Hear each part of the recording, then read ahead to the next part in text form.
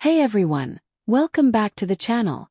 We're so close to hitting that magical 1K subscriber milestone. Your support means the world, and if you're loving these stories, hit that subscribe button and turn on notifications. It helps us keep bringing you these heartfelt tales. And stick around till the end for the full emotional ride. Trust me, you won't want to miss a single beat.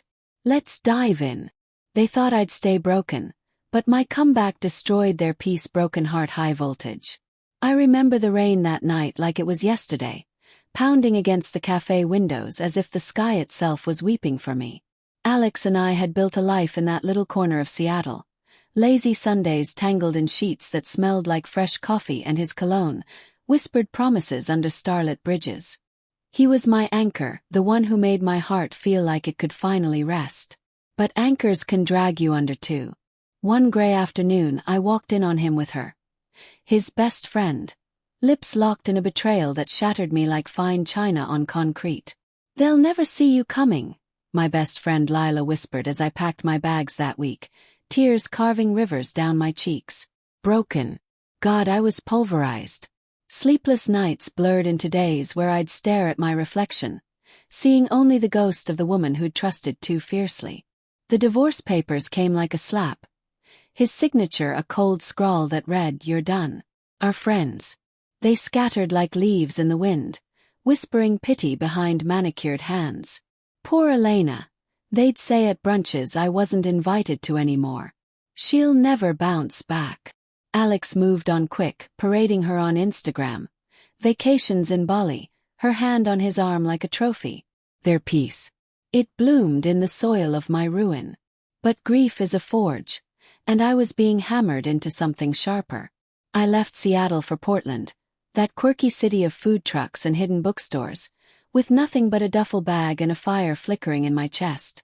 Therapy sessions peeled back the layers of hurt, revealing a girl who'd forgotten her own light.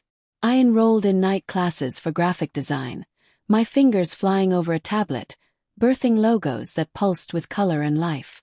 Late nights turned into early mornings at a co-working space, where the hum of ambition drowned out the echoes of his voice. That's where I met Theo. He was the quiet barista with ink-black hair and eyes like warm amber, always slipping an extra shot of espresso into my cup with a grin that said, "I see you." Our first real talk happened over spilled ink, my sketches scattering across the floor like confetti. He knelt to help, his hand brushing mine, and in that spark something thawed. "Art's like love," he said softly. "Messy but worth the stains." We wandered the Willamette River trails after closing, his laughter chasing away the shadows. Theo didn't fix me. He reminded me I wasn't broken to begin with. Stolen kisses in the fog, his fingers tracing the scars on my heart. Not flaws, stories he'd murmur. Love with him felt like coming home to myself, fierce and unapologetic. Months later the invitation arrived.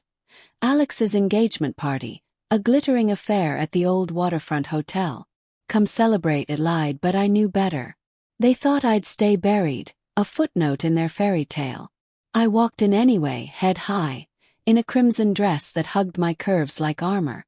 Theo's hand in mine, steady as a heartbeat. The room hushed as I approached their table, Alex's smile faltering like a glitch in his perfect script.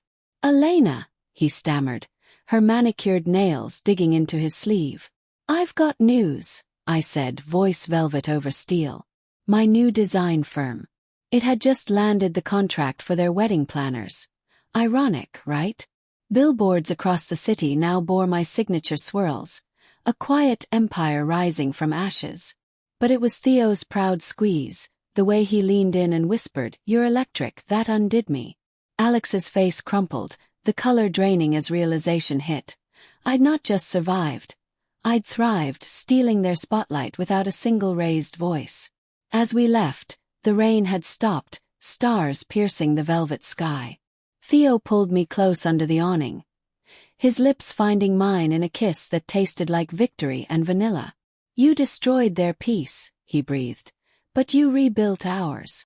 And in that moment, with his arms around me, I knew. Love isn't a cage or a crown, it's the lightning that strikes twice brighter for the storm. If this story tugged at your heartstrings, Hit that subscribe button for Ever Revenge. We're all about those empowering tales of love, loss, and sweet comebacks.